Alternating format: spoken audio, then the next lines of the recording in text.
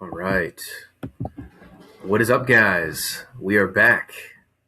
Happy 2026. We kind of took a little bit of a break there just with the holidays and all the craziness and all that stuff, with the new year kind of unwinding and getting started. So now we're back to making these podcasts, man. I'm excited to dive in today.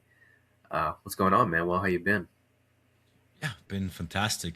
We had a little bit of a talk before, but it's 2026, starting with a lot of momentum. I started with a lot, like things started really moving at the end of the year. So, of Hmm. course, a lot of work, but also a lot of momentum, and that just continued into the new year now.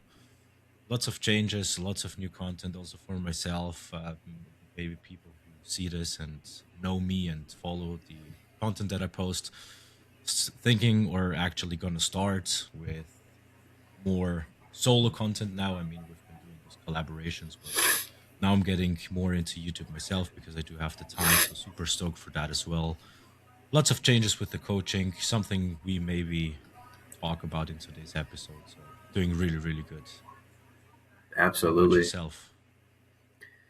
Yeah, man. Love to hear that. Same here too. It's been kind of a crazy start to the year, just with the holidays. I've been traveling. There's been birthdays. There's been lots of food. I was just telling you before we started recording. My brother just got married last week, so was out there for his wedding and was giving a couple speeches as the best man. So that was pretty fun.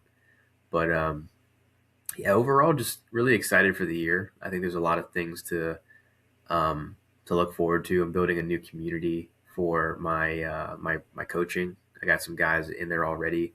We're probably starting next. Well, by the time this drops, it'll probably already be out. But just getting guys enrolled in that and really building out the messaging, making more content myself. I would say I'm definitely getting more into YouTube as well because I think people are just moving more towards long form types of content. Like I was just telling you, short form is still there, but it's really hard to build connection with like excuse me. Thank you. I was holding that one back for a minute. I didn't know if that was going to come out. It's really hard to build true connection or get any kind of value in like a 60-second clip. I think people want more of that now. Absolutely. I definitely agree with that. And I think it's the difficulty that all of the creators have. Maybe for me it's a little bit more because I have a slower speaking pace, and I like my English is generally a little bit slower because I'm not a native speaker. It's like 60 seconds is at the verge of impossibility for me.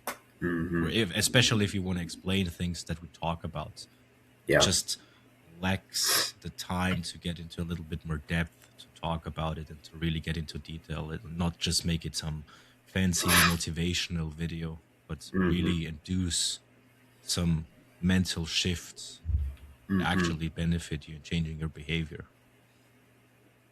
Yeah, I totally agree. And that kind of brings up a question that maybe we can jump off with here is, we've both been in this industry for quite a while. I'd say I'm close to a decade. I know you're probably close to a decade as well. From your perspective, and especially the work that you're doing now, as well as myself, like what do you feel is really missing from this industry? Like, what do you feel like guys should be looking more at, from a consumer perspective? People that do watch this type of content, where do you see like the men's space really shifting into? I mean, the thing that I would criticize the most, honestly, has to do something with marketing and sales and all of that stuff. I Mm, mean, it's less related to the work that we do, but maybe it's kind of related to the work that we do, because what I say is that, because now I work with entrepreneurs and especially coaches actually. And one of my sayings is that people take systems or go to systems and try to establish systems and rely on external mechanisms because they lack clarity and confidence. And I think this is a little bit what we have been taught through all of this consumption of content because everybody needs his own method now. I, of course, also have this method because it's just part of how you build things, right? This is how it's being taught. But at the Hmm. same time, there is then this extreme reliability on systems and external metrics and things like this. And there is, I call it outsourcing of clarity and confidence, where people don't really fully trust themselves anymore because Hmm. that's what they have been taught. So, hey, you need the system. Hey, you need that. And then, of course, with chatbots like ChatGPT, I think that makes it even worse because now you have instant access and all of the thoughts that you have, all of the doubts that you have, you can immediately open a chat and get some feedback that isn't really helpful and probably just adds to the confusion. So that Hmm. is what I would criticize the most. Hmm. Yeah, I would agree. So you're saying like people are less likely to kind of use critical thinking skills and to just be authentic. Like it sounds like people are really putting on a mask or just trying to let AI speak for them when really they're not even using their own voice. Absolutely. And it's something I talk a lot about and something that is like at the moment pretty much all of my clients go through a similar phase, which is pretty interesting also. But it's this, and it's taught. I think it's we all have it. That I'm not adopting it. It's part of our society, how we've been brought up. But it's this extreme disconnect between Hmm. who we truly are and the authentic version of ourselves. Like something that I describe the most at the moment with my new approach is that the most common thing, especially among men, is that there is a disconnection between body and mind. And there is, like you said, we portray, I call them images, you call them facades. And underneath all of this, there is always repressed emotions. And that is what most of my clients currently go through. It's this deconstructing of the mask that they have on all the time in all different situations and really get to the ground of the underlying emotion because again underneath every image, underneath every mask facade, there are repressed emotions Hmm. because a facade and image is per definition basically us telling ourselves, hey, we're not worthy enough. That's why we put on an act, and we do that obviously because something about us has been rejected in the past, right? Hmm. Yeah, that's well said. I mean, it's the same process that I take myself through. Same process I take my clients through. It's all it's all related because every time that we have a mask, like you said, it's like an underlying emotion. It's usually followed by some kind of negative belief or some limiting story that we have about ourselves. Like I'm not good enough. I'm not attractive. I can't do this. Not worthy. Whatever it might be. These things are all just that's what puts on the mask. Essentially, that's just what creates it. And usually, like you said, it comes from something that we've experienced or something that happened to us that made us kind of question ourselves, made us doubt ourselves because the ego steps in and it's kind of like wants to keep us safe, wants to keep us protected, and that's I think I said this on the last podcast. It's like you know certainty creates safety, and when we feel safe, when the ego feels safe, everything's cool. But when you do anything that's outside of your comfort zone or outside of like what you believe, who you believe you are, it's going to create that sense of uncertainty. And when you don't feel certain, you don't feel safe, and you don't want to take action. You don't want to move forward. That's why a lot of guys get like they stuck in the trap. They get stuck in the loop of feeling like, oh man, it's been years and I don't feel like I've made any progress. One great example of that is I have a client now and he's been making insane strides. Like within the last year, he's like a totally different person than when I first met him, which was probably back in 2020. Like he's been working with me for a while. Um, he was in a career for probably the better part of 10 years. He was in retail. He knew he didn't want to be there forever. he didn't like. I mean, he liked the people that he worked with, but he didn't like the work itself. I mean, it's you're working in a retail store. You know how that is. It's not exactly fun. Now, he told himself when he started there, is like, yeah, I'm just going to work for 2 years and then I'll be out there. I'll be doing my own thing. I'll figure something out.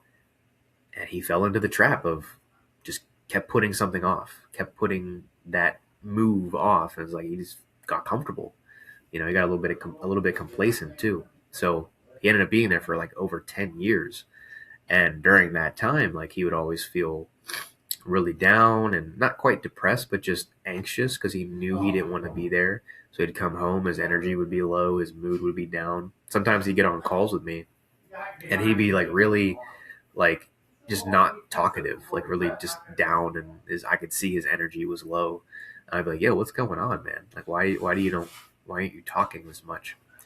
And it was because he's in a place where he felt like he was stuck. He felt like he was in his job that he no longer wanted to be in. But very recently, he left his job. He didn't really have a solid like next step, but he's working on coding right now to build up a new skill set. He's going into job placement after that, so he has a place where he's moving to, but and that affects everything. Like his energy's higher, he's more excited, he's more in possibility. He's looking at what his life could look like because now he's seeing some changes. But like that's just what happens is like when you're a guy that you feel like you're not going anywhere, that literally affects everything. Like your whole life gets uprooted from there. And that's when sometimes we put on the mask of, I'm the guy that doesn't care, or I'm the guy that uh, looks like I got everything together, or whatever, like whatever mask or image you want the world to see. It's really hiding a lot of that underlying pain that maybe you haven't addressed yet. Absolutely. I like the fact that you mentioned something about depression because that is something that I always explain to people who struggle with, especially depression. Because the interesting thing is, I work with a lot of high performing entrepreneurs, and the most common complaint actually that you hear about them is that they're depressed. Mm, And then you think, well, how is this possible? Because when you think of depression, you always think about people that just lay around and do nothing and don't have the energy to do nothing, which is a form of depression. But there is something that is called high functioning depression, and that's also something that I tend to have. And it all boils down to a very, very interesting fact, and that is the fact, I think we talked about this, that being yourself takes zero energy. yeah. But there is a I know this sounds like a lot of woo woo things, like, yeah, being yourself takes zero energy, but what energy are you talking about? There is a real science behind it, right? And this is where I get into bioenergetics. Bioenergetics is the study of energy inside of the body. And what you'll learn is that this image creation, this takes incredible amounts of energy to hold up that image, because what is happening under the surface is that in reality you have certain impulses that arise, and in order to not act them out, so let's say you want to say something or you want to do something, but you're afraid of doing this, the impulse is still there, and it takes energy to repress that impulse. Hmm. So it takes energy to uphold that facade. Maybe like a funny example that I always use, because I used to struggle a lot with social anxiety.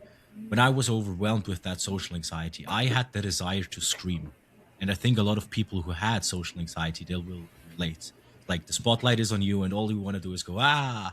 And of course, you don't do it, because why would you scream in public? That would be a little bit strange, but the impulse is there. And this is the best example of impulse repression or suppression that I can give you.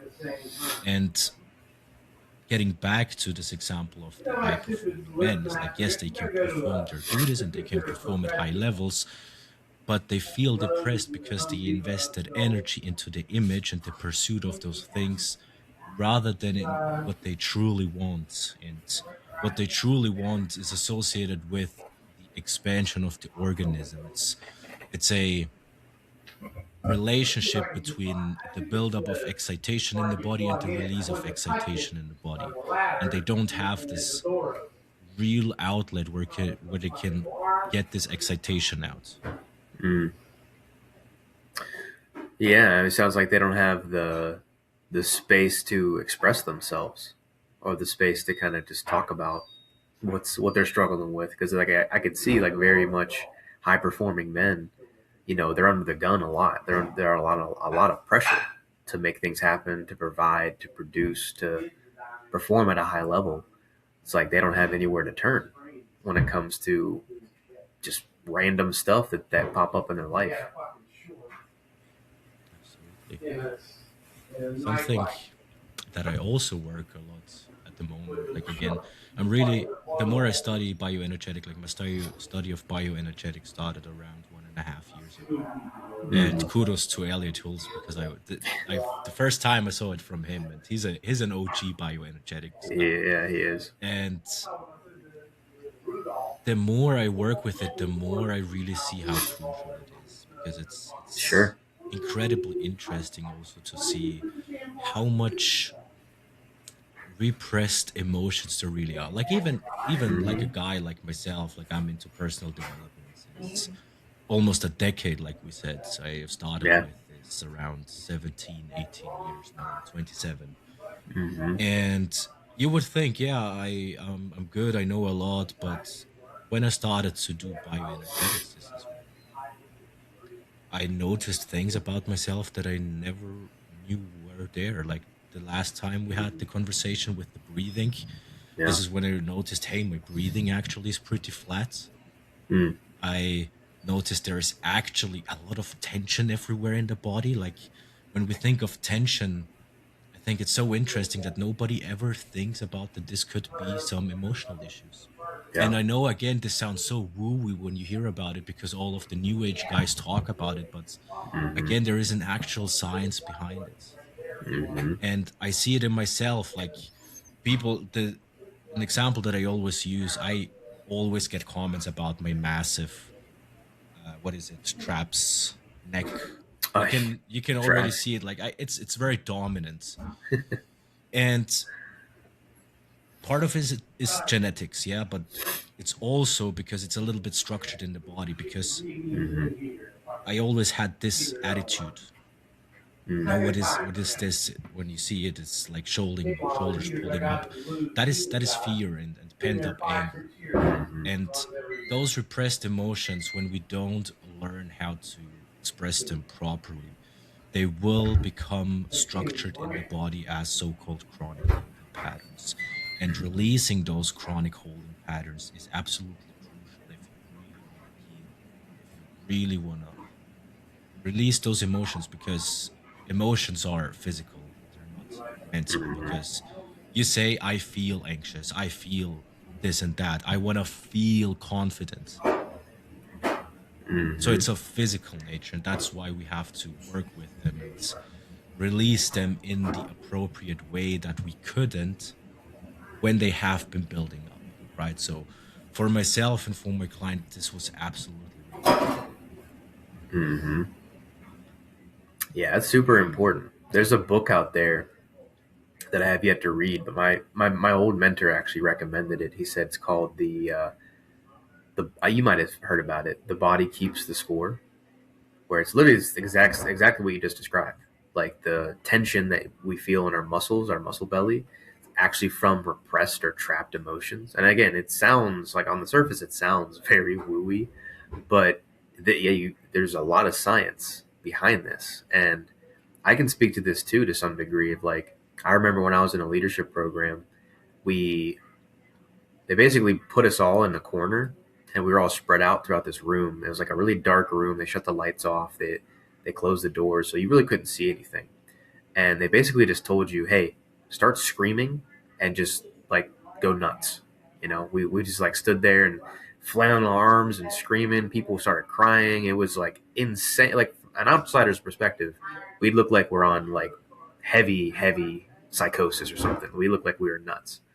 But that whole practice was getting you to just like dissociate what you're feeling in your body to what you're actually feeling on the inside, because people will notice that too. It's a very subconscious thing that we pick up on. Like if somebody's anxious, you don't have to walk up to someone and say, "Hey, I'm anxious." Like, well, you don't have to tell me that. I know that just because of your body language, how you're communicating, your ways of being. It shows up in its own way. That's why, like, I had an audience member. Um, he commented on one of my videos. I think I was talking about energy or something about like your feelings about yourself show up in your physiology. He was like, "Well, I don't tell," because his problem was like he feels like people don't respect him or he doesn't feel like he's confident when he's talking to people. But he's like, "But I don't tell them I'm not confident. I don't tell women that I don't feel good about myself. Like, how do they know?" I was like, "Dude, what you don't communicate through your voice, through your words, communicates through your ways of being, through how you show up. Just because you don't tell them outright that's how you feel, they're going to see that. They're going to pick up on that because you feel that way, and it influences your behavior. It influences your tone of voice. It influences your body language. It influences your eye contact. Everything. It literally influences everything. It like hijacks your whole body. So you don't have to say it. It's just picked up and communicated because of how you're showing up." Yeah, absolutely. It's good that you mentioned that because there is an actual, again, this relates back to bioenergetics and Mm-hmm. even to character structure, which is how bioenergetics was founded. Is It's the study how, like you said, emotional attitudes are reflected in the body. And Mm-hmm. this has real, what is the correct expression, physiological impact on the body. It really shapes the body. Like when you Mm-hmm. see people with different body types, for example, you see the best abstract that I can use is there are people that are very, very slim. Yeah. And there are people like me, for example, I am a little bit, what is the right word? Wider from from an anatomy standpoint or physiological. Like when you, for example, put me next to somebody with what is there is a type, I think, mesomorph, ectomorph, and things like this. This Mm-hmm. comes from fitness. Mm-hmm. And yes, in fitness, they describe different just body types, but in bioenergetics, those body types are reflected with different emotional attitudes. And there is an entire explanation with why this is the case. Why, for example, a body type like mine has like those big shoulders, bigger arms, and why, for example, someone with an oral type, which is another character structure, has this slim body type. So this is real, and this is Mm-hmm. something that a lot of people tend to forget in our modern times, where we focus so much on the mind and on psychology, and bioenergetics is a form of psychology, but it also Mm-hmm. impacts the body. But modern psychology so focus on creating those. I call it basically creating mental gymnastics Mm-hmm. because that's what we do. We have emotional problems and we try to get over it through thinking. Well, Mm-hmm. good luck with that. Mm-hmm. Yeah, and that's honestly one of the big problems that I personally have with, I mean, most of the medical community is like they see these issues and they diagnose these problems and these conditions and they think, well, here's a pill, here's here's a bunch of prescriptions that you can take, which will fix the problem. Like that might fix it chemically, but that doesn't actually address the deeper lying issue of why that thing is there in the first place. Like it's actually happened to me pretty recently. I went to the doctor's office and it wasn't for anything serious. Like I had a little bit of neck pain, a little bit of still kind of sore now, but I went I went to a doctor's office and said, "Hey, having some neck pain. It's been happening for more than a week now. What do you think I should do?" And he was like, "Do you take any over the counter medication?" I said, "Well, I have some ibuprofen every once in a while if I need it." He was like, "Yeah, just keep taking that and put heat on it." And I'm like, "Okay, I understand. I could have told you that. You know, it's a very basic modality. Put heat to relax your muscles because you're muscle guarding. Like, I get all that. But the thing that like practitioners don't do a lot of, and I'm sure psychologists. I've never been to a therapist before, but I'm sure it's in the same vein. They talk about the presenting issue and they only give you enough information to stop that. They don't go to the root of what the problem is. Because like you could say, okay, my neck hurts. Great, take ibuprofen, put heat on it, you'll feel better. That's true, but the deeper root is, well, maybe I had some mechanical problems. I was compensating too much on my left side because I actually did have a right shoulder injury where I haven't been doing any upper body stuff for about a month now because I've been letting it rest. It's like, well, that happened on my right side, and now my left side is kind of compensating, probably firing too many muscles because it's trying to compensate for the weakness on this side. So that, from a practical standpoint, is saying, well, I got to strengthen my right side and loosen my left side, and that's probably what's going to fix it long term. But the issue that I see in the medical community and probably even the psychology community is they only deal with the presenting issue and they never go deeper than that. And I'm sure coaches do the same thing. Like they just talk about, oh, you feel unattractive. Just tell yourself in the mirror 100 times that you're attractive. It's like, all right, that might work for a minute or two, but you're not dealing with the identity that they associate with, which is the deeper problem. So I just think that's a universal thing. People just never go deeper. Yeah, 100%. We are so obsessed with curing symptoms, but not the problem. And Exactly.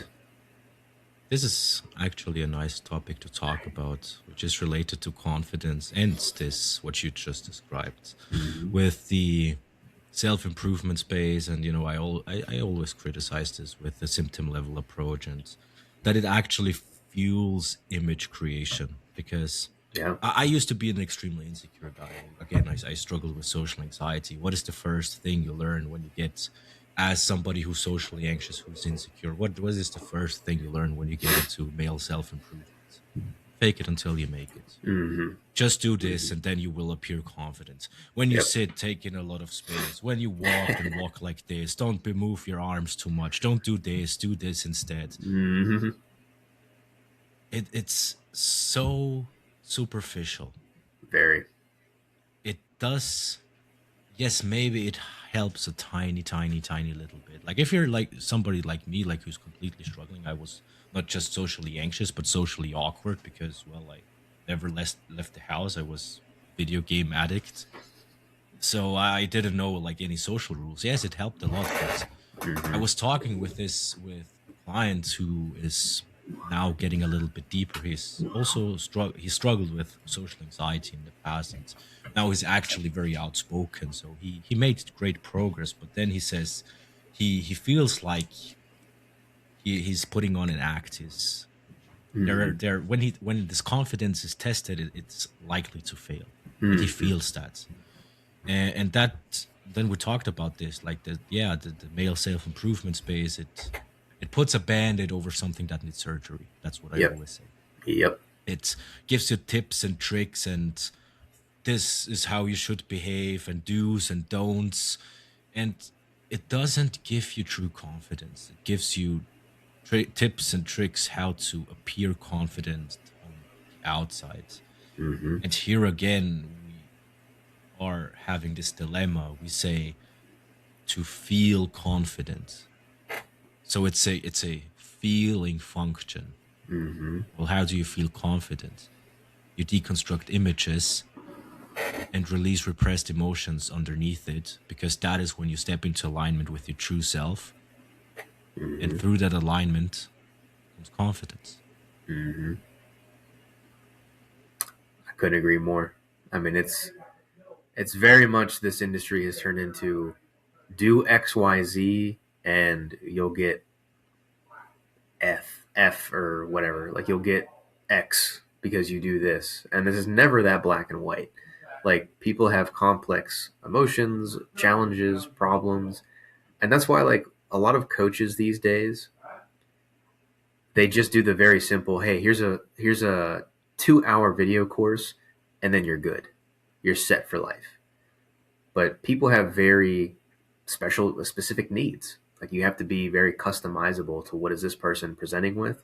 What's the real issue? How do we really attack that? What's the next step? What are the actions they need to take? It's all very customizable to the person because it's not a one size fits all. Like you're not going to fix 100% of people's problems with just one train of thinking or one train of thought. Um, it's very popular in the men's space. Like, okay, yeah, just I remember I used to look at that myself. Like, I read books about body language and standing up straight and looking people in the eye and putting your shoulders back. I'm like, okay, so if I do this, then I'm going to be confident. But that only lasts as long as you do it. You know, when you stop doing it, you're not confident anymore. It's like, well, did you actually have the confidence, or were you just posturing? Because it wasn't real. Like, my goal for men is like, if you want real confidence, I want you to be able to feel confident being like, you could be sitting on the couch reading a book with terrible posture and still be a confident dude. And like, that's how you know confidence is real, when you don't have to put on this act or dress a certain way or look a certain way. I mean, I literally was like kind of like a slob the other day. I got home, didn't do it. Like, I worked out, didn't really. It's kind of embarrassing to say, but I didn't shower. You know, was kind of lazy around all day. But it's like, I hopped on a coaching call. I did the work that I needed to do. I posted content. I reached out to people. Like, I was still very confident throughout the day. Now, on the surface, you're like, whoa, this dude's like kind of lazy today, whatever. Like, I did what I needed to do. I didn't feel any worse about myself, you know. And I've even had moments where like I was in that state of, maybe I had a bad day or maybe I had a rough time, and I hop on a call with somebody or I approach somebody in person, and they couldn't even tell the difference. They're like, "Hey, you seem confident." I've had feedback. People tell me that. Um, when I went through this leadership program, I had a lot of people approach me and were like, "Hey, like, one of the reasons I didn't talk to you in the beginning of the program was because you just seemed so confident that they were almost intimidated to talk to me." And I'm thinking like, damn, you're intimidated by me. Like, I was the one in my head thinking, am I even fitting in here? Am I even the guy that people want to talk to? Like, I was feeling unconfident about myself. So to hear somebody else come up to me and be like, hey, you actually have that kind of confidence. I'm like, man, if you only knew how I thought about myself. So it's just very interesting how, people's perceptions are all dependent on where they're at and what they're seeing. Yeah, absolutely. And it's actually crucial that you mentioned that with the self perception, Yeah. because how we perceive ourselves is never, never, never, never how other people perceive us. Yep. There is such a big disconnect in those two Hmm. things. Yep. It's really, really interesting. Like, we are so harsh on ourselves, Hmm. so much more critical. We are so much more aware of everything, Yep. of the insecurities, of the underlying, like you say, what is it? How is it pronounced correctly? Nervosity? I don't think so. When you're nervous, Like nervousness. yeah, nervousness. Okay, it's Yeah. nervousness. The Yeah. underlying nervousness. You feel all of that, and you think then in those moments, oh shit, it's probably all on the outside. I'm probably looking Hmm. fully anxious. Everybody can see it. And then it becomes even worse, like the feeling of it. But in Hmm. reality, nobody even sees it because Yep. everybody's dealing with the same things. Hmm. Everybody's thinking the same thing. Hmm. And it's also interesting that you mentioned, I think you mentioned it with the books, and I literally have them back here, like games people play and the ellipsis manual and influence and all of those books. And Hmm. I started out as a dating and relationship coach, and especially in the red pill space, that some of your followers might not know it, even some of my followers don't know it. And I'm actually glad that this backfired very, very early, because I was again super insecure, super socially anxious. I The first time I approached a woman, I was literally drenched in sweat. I was shaking. I couldn't say anything but, "Hey, you're so beautiful. Can I get your number?" That was literally what came out of my mouth. Okay. And then I learned about all of this stuff, and it didn't get better. It only got worse. Because now Hmm. I thought about, oh, I can't say this. Oh, I have to do that. Oh, I'm not sitting like this. Oh, I have to look like this. Yep. And when you already come from a point where you're socially anxious and self-conscious and have that heightened perception of yourself. Mm-hmm. That's like fuel to the fire. Mm-hmm. That is when I noticed, okay, yo, I gotta take a step back. This doesn't really help. Mm-hmm. There needs to be something else that needs to be changed. Mm-hmm. That's actually a great point, like about the whole dating and pickup stuff. Because I was into that myself. Like I not so much the red pill, but I fell down into like the dating coaches. I watched a ton of their content. It's because I felt insecure. Like I wanted to meet women. I wanted to approach girls and be an attractive guy, and I just never felt secure about that. And truthfully, I fell down the same rabbit hole. And honestly, a lot of that information kind of made me feel more insecure because I'm like, well, now I have to stand this way. I have to say this type of line or say it this way. It just all of those added pieces of information created more anxiety in me to even approach a girl because I thought, well, now I got to do all of this on one approach to even get anywhere, and that just cripples you even further because then you don't even want to approach this girl. It creates more anxiety, and I'm a big believer in like because I think some of that stuff is valuable, like the principles and some of the psychology mostly of just like how women are, how men are, what they're attracted to. Like you do need a basic understanding of that. But if you're like a guy who, and I believe this, if you're a dude that's never even seen any dating advice before, you've never had a dating coach, you could literally go out there and just start talking to people and start talking to women, and you'll be fine. Because like eventually your instincts kick in, and you're like, wow, she's pretty, and you want to go talk to her, and you're curious about her, you ask questions, before you know it, you're on a date with her. It's like that's just a natural thing. So that's kind of why I got away from the dating stuff myself, is because it just kind of adds unnecessary anxiety when really all you got to do is just build the belief in yourself and have a solid identity. And when you have that, it really kind of takes care of the dating stuff without having to do anything. Absolutely. Absolutely. Something that I always say is everything that is truly natural to you is actually what you're supposed to do. And when you do that, you will be on the right track. Now, this needs a little bit of elaboration because not everything that is actually truly natural to you feels natural to you. Mm, Maladaptive behavior feels natural to us because that's what we have always done.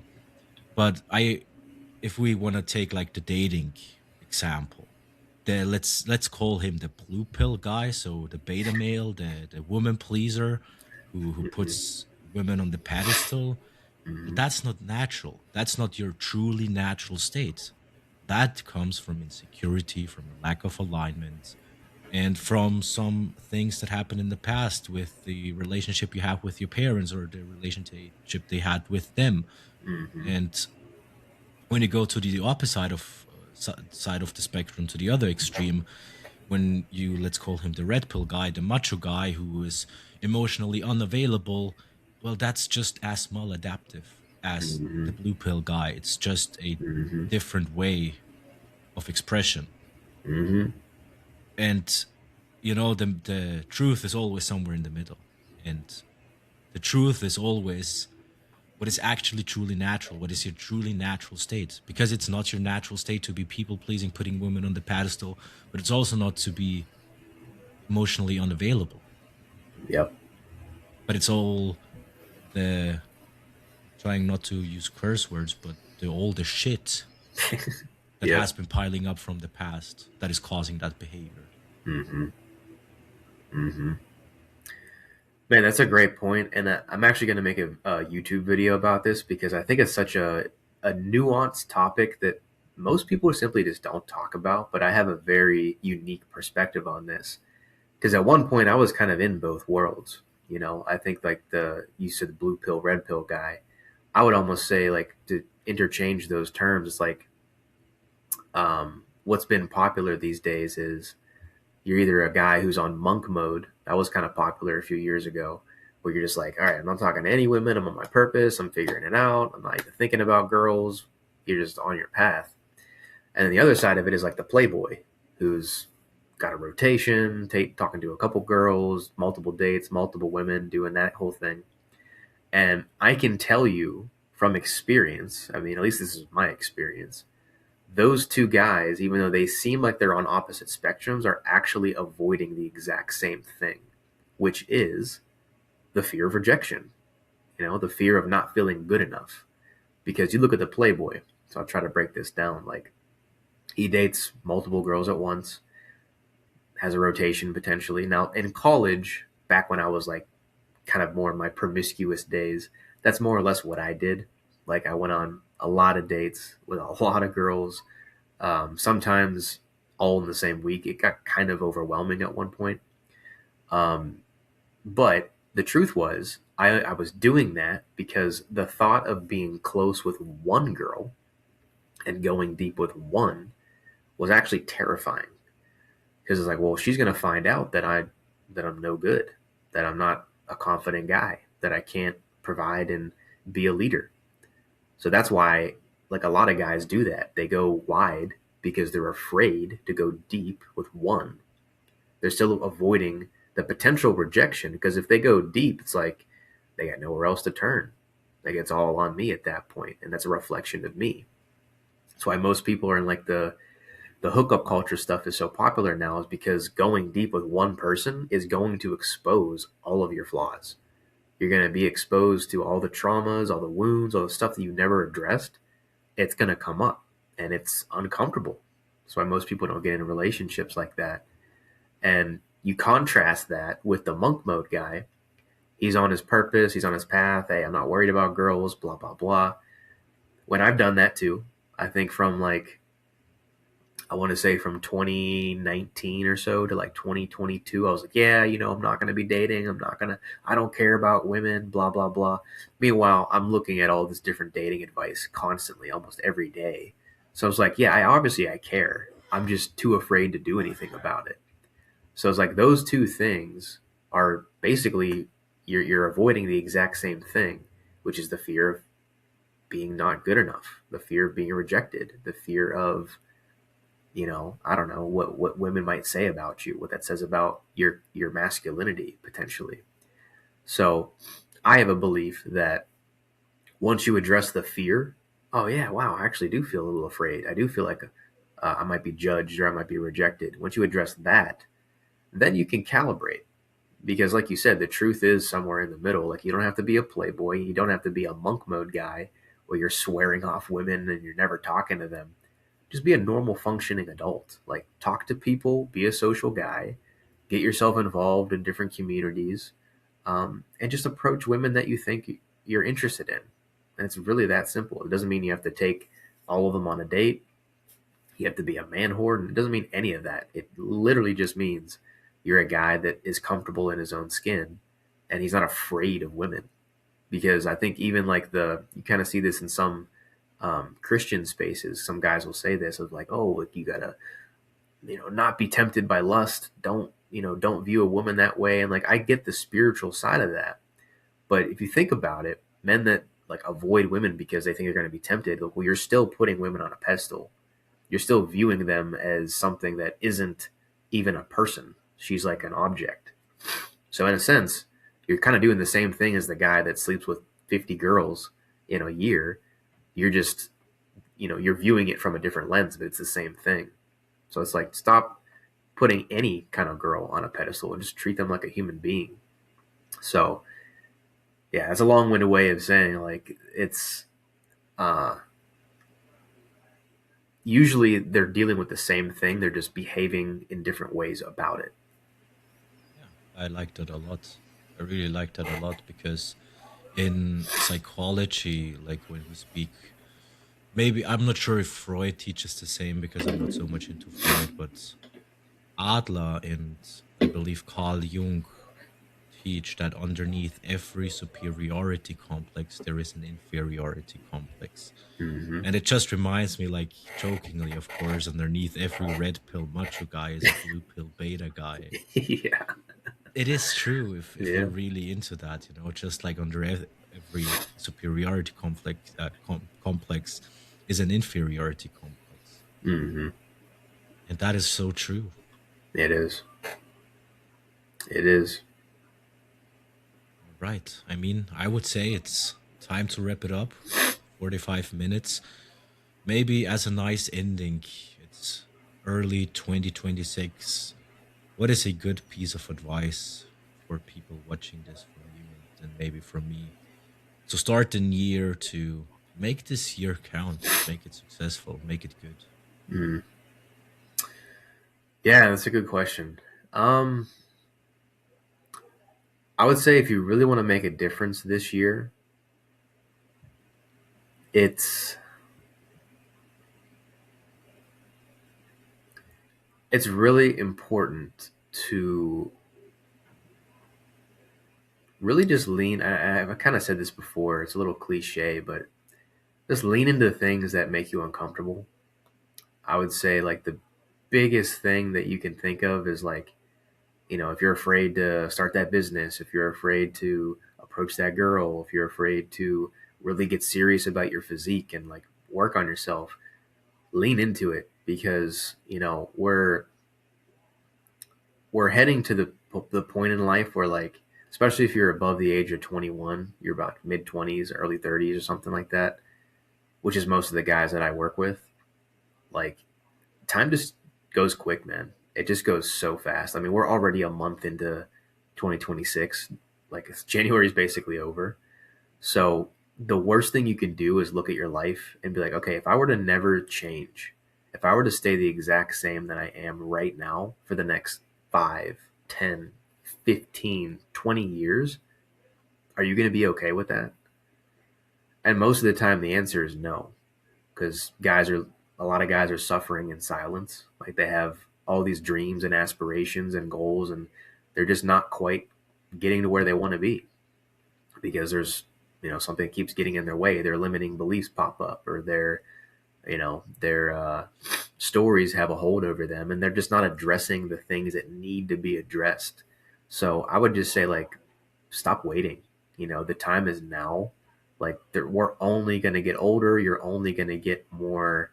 Um, you're only going to age, and you're only going to get uh, worse and worse if you don't fix the things that need to be fixed. You don't improve the things that need to be done. I'm not saying you need a coach. Obviously, I think everybody can do this kind of work on their own, but it would save you a hell of a lot of time. And that's why that I do what I do. Like one thing that my mentor always said was coaching and mentorship, you're not really paying for a result. I mean, you are, obviously, you want to get results, but what you're paying for is a time save. What could take you 10 years on your own might take you 10 months with a coach.